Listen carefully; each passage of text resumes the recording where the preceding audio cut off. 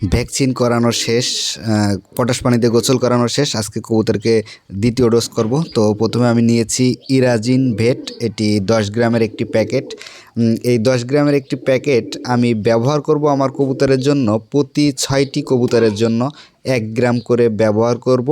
তো আমার 30টি কবুতর আছে, আমি 5 গ্রাম ব্যবহার করব, অর্থাৎ এই ওষুধটির অর্ধেক ব্যবহার করব আমি 1 লিটার পানিতে। আমার অনেকের অনেকভাবে পরামর্শ দিতে পারে আপনাদেরকে, কিন্তু আমার যতটুকু প্রয়োজন আমার কবুতরের রোগবালাই অনুসারে আমার বিশেষজ্ঞ ডাক্তার পরামর্শ এটি দিয়েছে 6টি কবুতরের জন্য 1 গ্রাম 1 লিটার পানিতে। তো আমার 30টি কবুতর, আমার 1 লিটার পানি একদিনই লাগে, এক বেলাতে। তো আমি প্রথমে ওষুধটাকে সম্পূর্ণ একটি কাগজের উপরে ঢেলে নিয়ে কিন্তু 2টি ভাগে ভাগ করে নিয়ে এখন কিন্তু আমি বোতলে সেই ওষুধগুলো ঢেলে নিচ্ছি।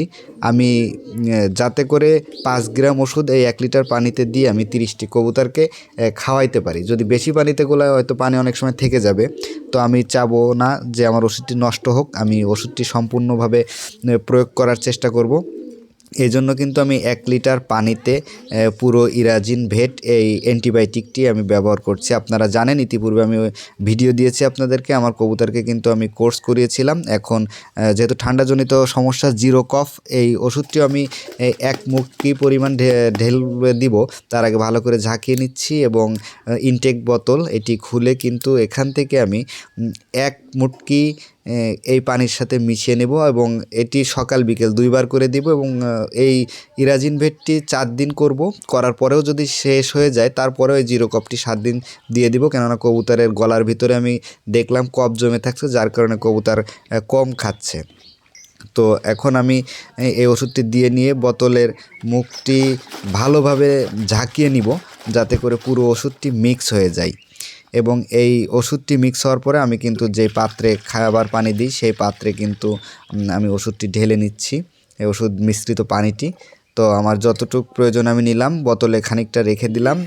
এইটুকু আমার অন্য কবুতরের। এখন দরজা খুলে দিচ্ছি। দেখেন, দরজা খুললে কিন্তু কবুতরগুলো বেরিয়ে আসার চেষ্টা করবে এবং কবুতরগুলো এসেই কিন্তু পানি খাবে। আমি এবং খাবার দিব, খাবার খেয়েই কিন্তু পানিটা যাতে খায় এটি আমি কিন্তু কনফার্ম হব। তো কবুতরের ঘর খুললে যখন 1-2টি বেরোয় আসে তখনই কিন্তু এই যে পানির পাত্রটি আমি এখানে রেখেছি এবং সবসময় এখানেই থাকে।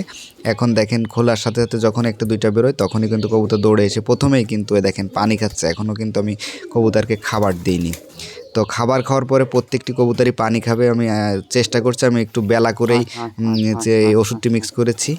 তো এখন এই কবুতরকে খেতে দিচ্ছি। দেখেন, কবুতরগুলো কিন্তু আগের তুলনায় ভ্যাকসিনটা করানোর পর অনেকটা সুস্থ হয়ে গিয়েছে। এবং আমি যে ভ্যাকসিন করানোর আজকে 7 দিন পরে কিন্তু এই কোর্সটি করছি। মাঝে কিন্তু আপনাদেরকে দেখিয়েছি আমি একটি পটাশ পানি দিয়ে কিন্তু পুরো ঘরটি ক্লিয়ার করেছি। এই যে এখন কবুতর কিন্তু পানি খেতে আসছে এবং প্রতিটি কবুতর পানি যাতে খেতে পারে সেটি কিন্তু নিশ্চিত করতে হবে। তার জন্য আমি আশেপাশে কোথাও পানি রাখিনি। কবুতর অবশ্যই আসতে গেলে পানি খেতে হবে। যদি একটু মেডিসিন বেশি খাইতে কষ্ট হতে পারে, তারপরেও কিন্তু কবুতর পানি খাচ্ছে। আমার প্রতিটি কবুতর যেন এই ওষুধ মিশ্রিত পানিটি খায়, আমি সেদিকেই লক্ষ্য রাখছি। এবং সমস্ত কবুতরের এখনও খাওয়া শেষ হয়নি। যখনই খাওয়া শেষ হয়ে যাচ্ছে তখনই কিন্তু তারা এসে পানি খাচ্ছে। এবং আমার একটা মুরগিও আছে, সেই মুরগিটি কিন্তু কবুতরের সাথে ঠুকাঠুকি না করে এদের সাথেই খাই। মাঝে মাঝে যখন ভাগে কম পড়ে যায় তখনই কিন্তু আবার ঠুকাই।